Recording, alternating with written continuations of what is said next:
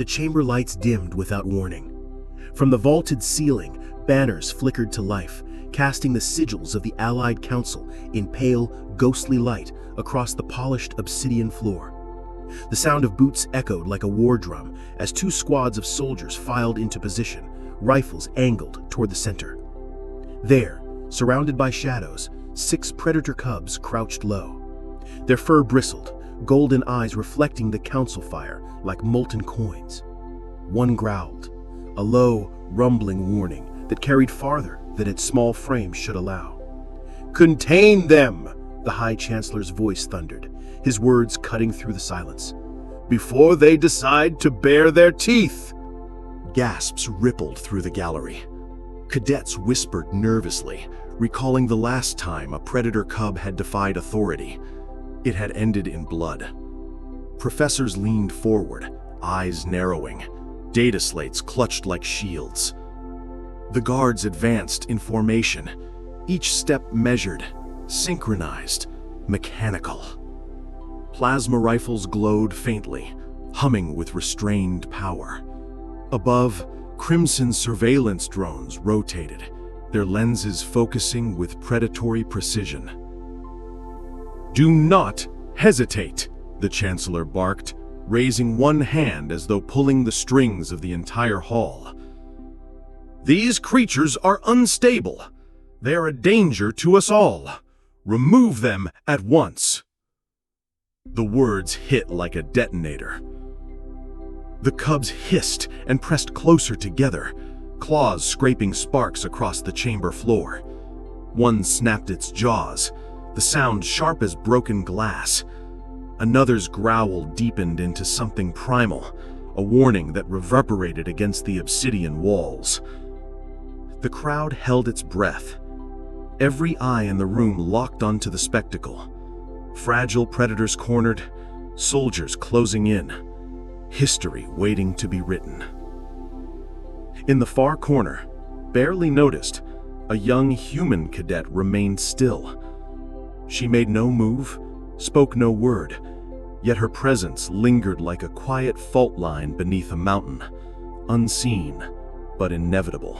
All eyes were fixed on the cubs, except for a few that wandered, almost by accident, to the girl standing alone at the edge of the chamber floor.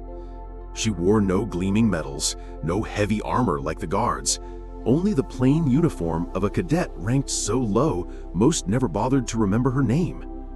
The insignia on her shoulder was scuffed, her boots worn from training drills, her posture quiet but unyielding. The council barely spared her a glance.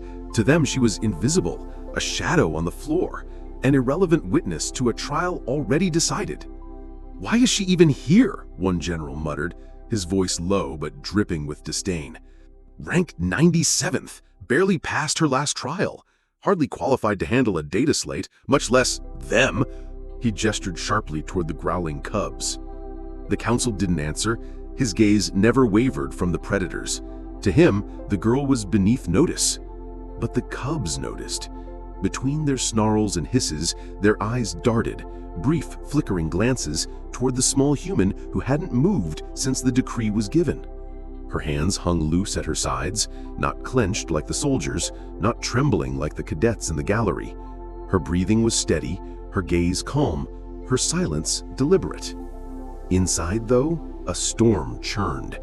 She could hear the hiss of rifles charging, the scrape of claws, the nervous shuffle of boots against stone.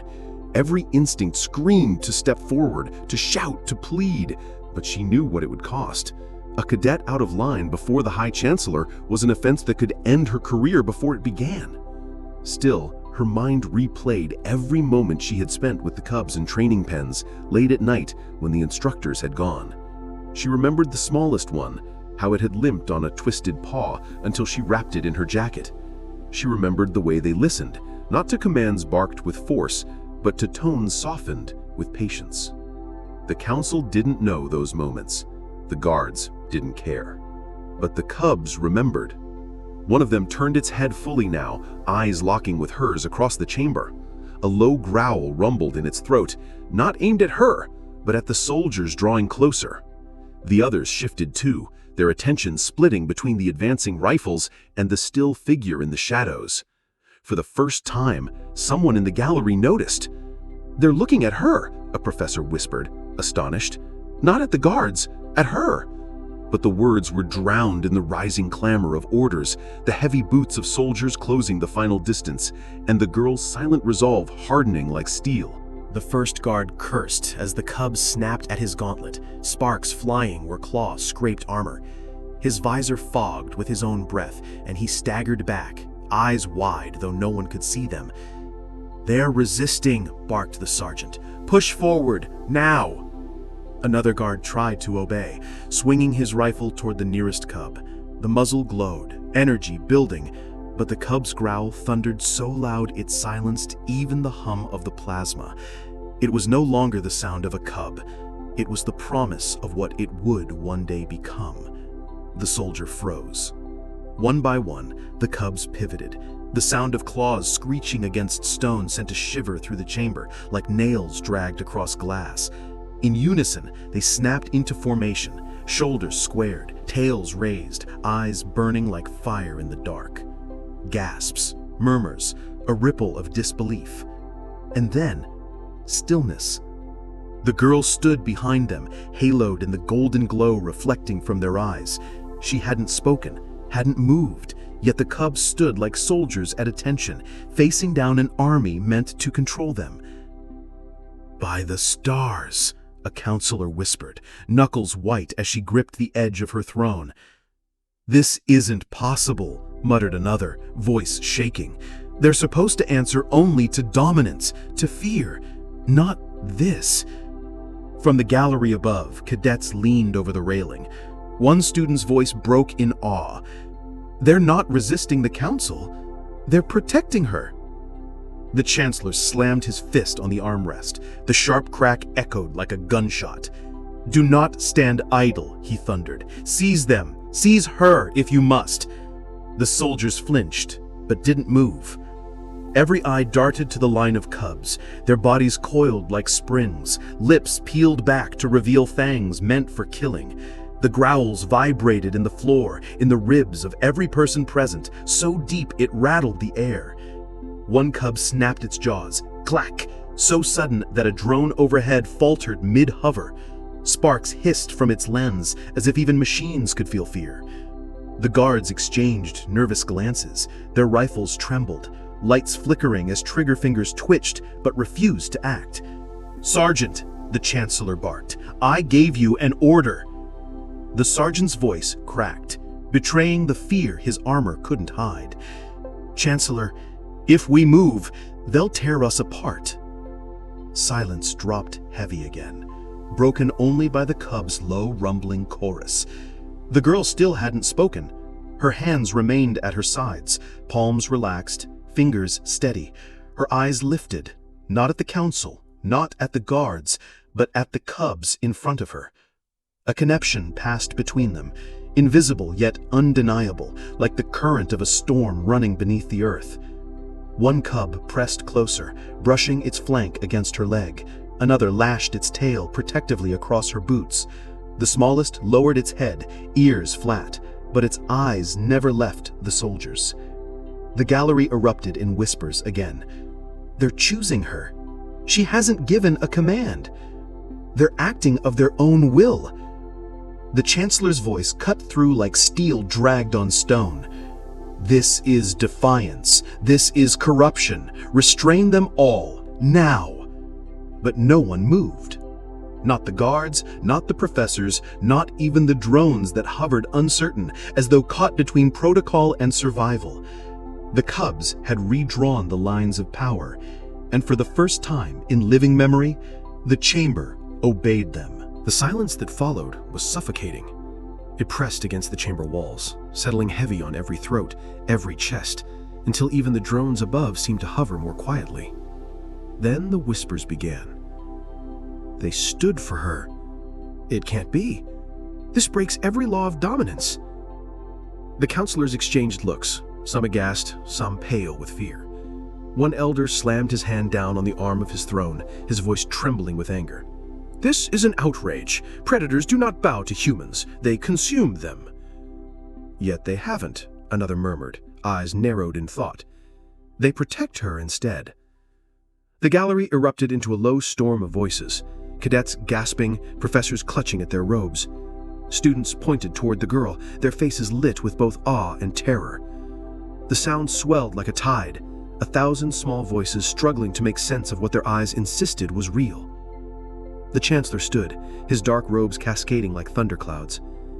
His face was carved from stone, but the tremor in his voice betrayed him. This is no miracle. This is manipulation. You've been deceived. They must be restrained. But even as he spoke, his words faltered under the weight of the scene before him. 6 cubs, their growls harmonized into one unyielding note, stood united in front of a cadet ranked so low she should not even have been noticed. The soldiers hesitated. Their rifles remained raised, but their fingers hovered nervously over the triggers. The sergeant's helmet tilted toward the chancellor, voice cracking over the comms. "Sir, they're not moving. They're holding formation." "Then break them," the chancellor barked. No one stepped forward. One cub slammed its paw against the floor. Thud! The echo shook loose from the rafters above. The soldiers flinched, as though the sound alone might strike them down. From the gallery, a professor shouted over the din. "Don't you see? They've chosen! They've chosen her!" The declaration rippled like lightning through the crowd. Students surged to the railings, straining for a better look, their eyes wide as the legend was born in real time. The chancellor's composure finally cracked. His voice rose to a near scream. "You fools! This is not loyalty, it's corruption. If they will not obey us, then they are a threat to us." But his words no longer held sway. The counselors themselves leaned forward, eyes darting between the cubs and the cadet. Some whispered urgently to one another, others simply stared, caught between fear and wonder. The High Chancellor barked again for order, but his voice was drowned in the thunder of the gallery's reaction. The girl stood unmoving, silent, as though rooted to the floor. And yet every movement in the chamber revolved around her. Authority cracked, disbelief spread, and the very structure of power trembled beneath the weight of 6 small cubs who had redrawn the line between predator and protector.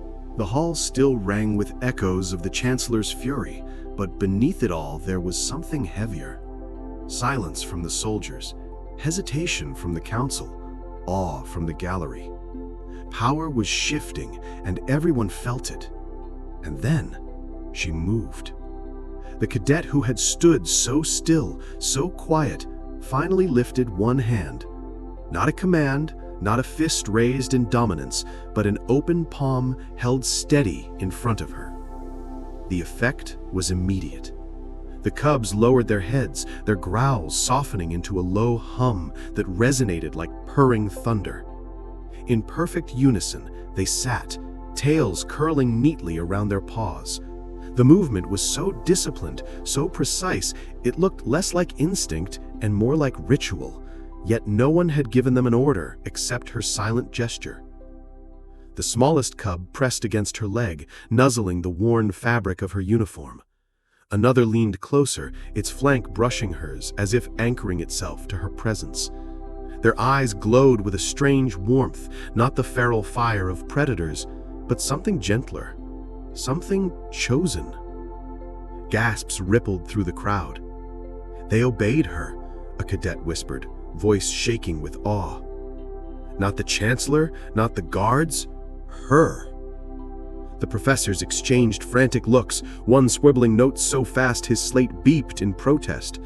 Another clutched his chest as though the sight had stolen the very breath from him. The girl lowered her gaze to the cubs, her eyes soft, her voice barely more than a whisper. "Easy now, you're safe." Her words weren't commands, they were reassurance. And yet the cubs responded as though her voice carried the weight of destiny itself.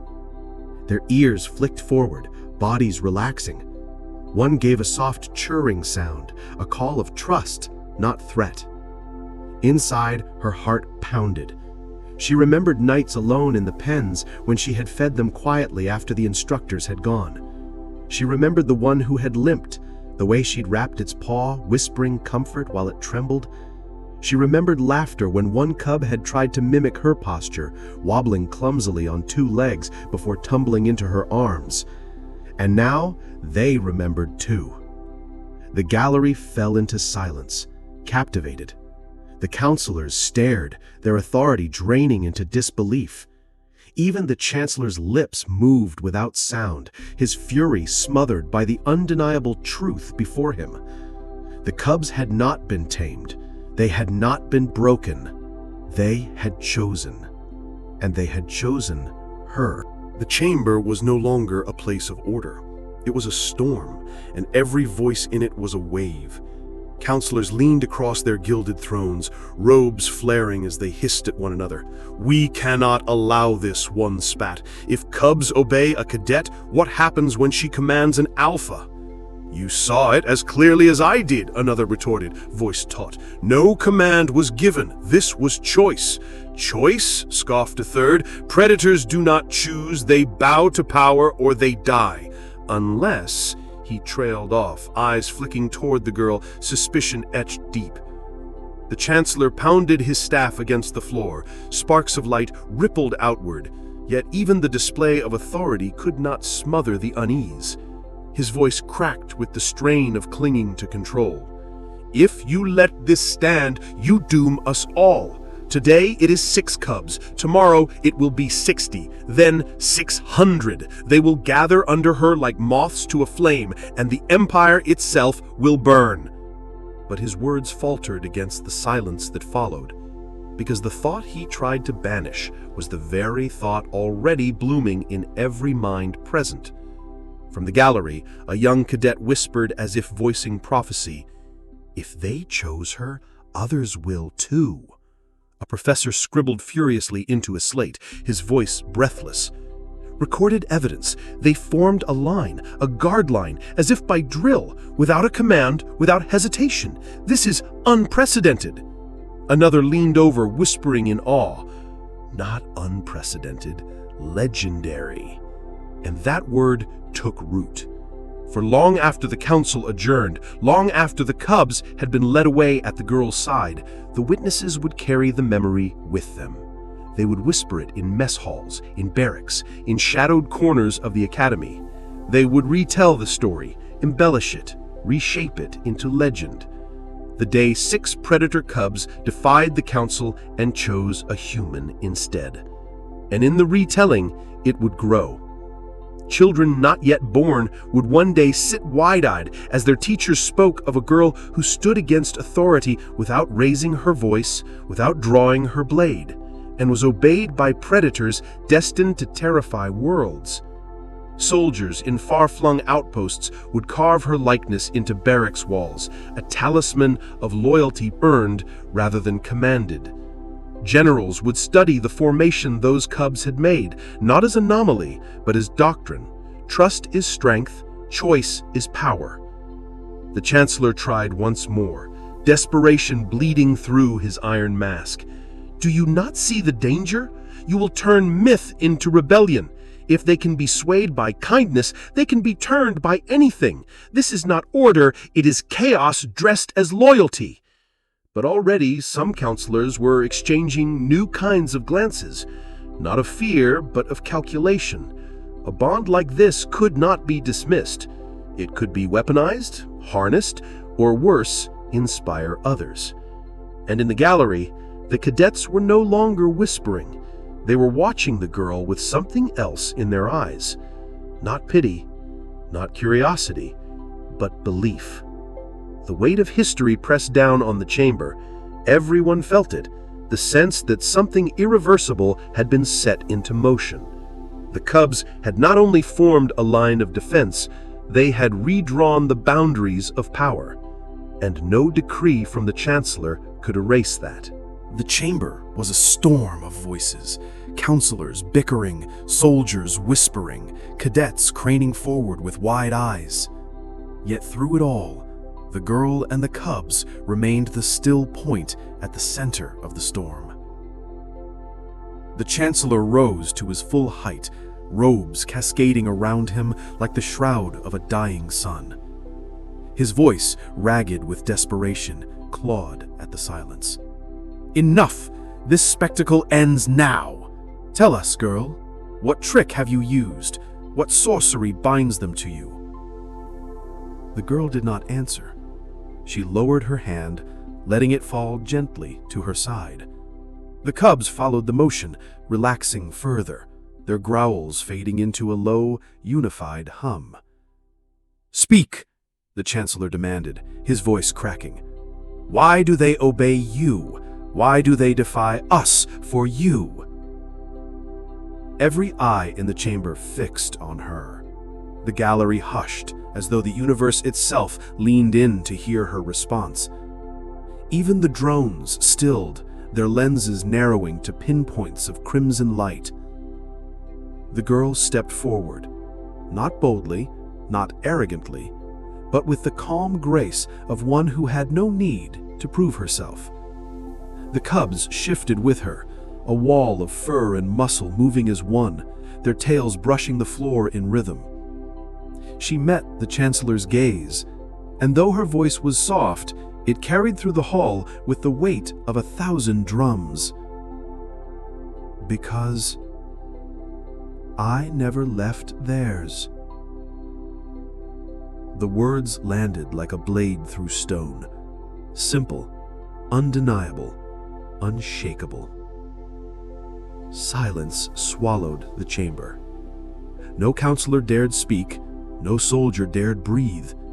The gallery froze, eyes wide, hearts hammering with the knowledge they had witnessed something greater than a decree, greater than any order. The cubs, as if sealing her truth, pressed closer. One nuzzled her hand, another curled its tail protectively around her boot. They were not restrained, not commanded, but choosing, every heartbeat a declaration of loyalty. The Chancellor sank back into his throne, face shadowed, voice lost. He had demanded obedience and received defiance. She had offered nothing but presence and received devotion. And the balance of power shifted forever. High above, in the gallery, a cadet whispered what the rest were already thinking. "History will remember this day." And indeed it would. For in the years to come, storytellers would speak of the girl who stood before the council and spoke the words that tamed predators not with chains, but with choice. Soldiers would whisper the phrase as oath, carving it into walls, etching it into memory. Generals would fear it, and empires would crumble beneath its truth. Because I never left theirs. The chamber remained silent long after the words had faded, as though even time itself paused to mark their echo. And at the center of it all, the girl stood small but unshaken, a human shielded by predators, watched by history, chosen by fate.